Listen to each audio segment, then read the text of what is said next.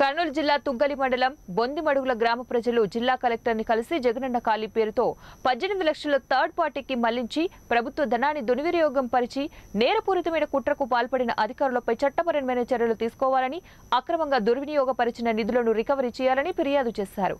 బుధవారం collector housing PD ఆదేశాల మేరకు హౌసింగ్ ఈఈ డిఈ బొందిమడుగుల గ్రామానికి వచ్చి జగనన్న కాలనీ పరిశీలించి కాలనీలో రోడ్లు వేయకున్నా, త్రాగునీటి పైప్లైన్ వేయకున్నా, విద్యుత్ సౌకర్యం కల్పించకున్నా, పచ్చ తోరణం స్కీమ్ కింద మొక్కలు నాటకున్నా నాటినట్లు రికార్డు చేసి జగనన్న కాలనీకి మౌలిక వస్తువులు కల్పించినట్లు ఉద్దేశపూర్వకంగా అధికారులు థర్డ్ పార్టీకి 18 లక్షల రూపాయలు ప్రభుత్వానికి నిధులు మళ్లించి నేరపూరితమైన కుట్రలు పాల్పడ్డారు. తద్వారా జగనన్న కాలనీలో ఇల్లు కట్టుకోవడానికి పనికిరాదు అని జగనన్న కాలనీని అధికారులు రద్దుపరిచారు. ఈ విషయంపై హౌసింగ్ ఈఈ విచారణ చేపట్టి జగనన్న కాలనీ పేరుతో ఎలాంటి మౌలిక వసతులు కల్పించకుండానే అధికారులు నిధులు మళ్లించారు. అనంతరం 13 మంది లబ్ధిదారులకు ఇచ్చిన పట్టాలు రద్దు చేశారు. ఇల్లు నిర్మించుకోవడానికి జగనన్న కాలనీకి పనికిరాదు అని రద్దు చేసి అవినీతికి ఉద్దేశపూర్వకంగా పాల్పడ్డారు. నివేదికలు కలెక్టర్ గారికి పంపి చట్టపరమైన చర్యలు తీసుకుంటామని తెలిపారు.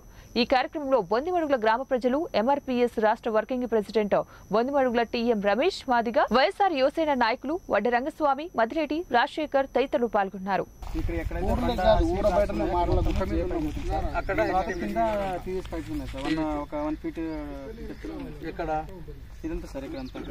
ఇప్పుడు ఎన్ని మీటర్లు జిఐ పైప్ ఉంది, అది రికార్డు ఉందా? ఎక్కడ? ఆర్డబ్ల్యూఎస్. ఓకే. ఇప్పుడు పైప్ లైన్ లేదంటున్నారు, ఉందా లేదా?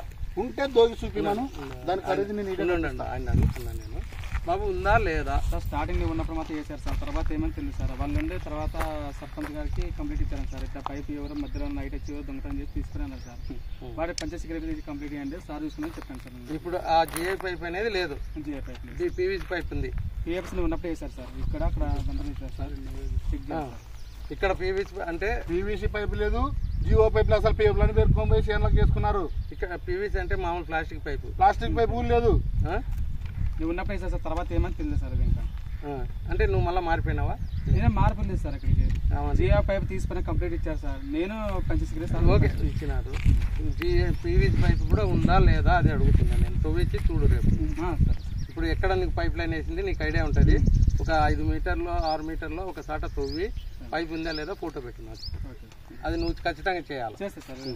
ఇంకా నెక్స్ట్ ఈ పైప్ లైన్ అయితే లేదు, ఆయనకు చెప్పిన ఫోటో పెడితే చెప్పండి.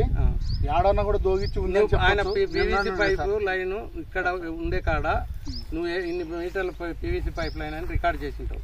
జిఐ పైప్ లైన్ అనేది కనపడడం లేక లేదు కదా, అది కంప్లైంట్ ఇచ్చినా ఓకే.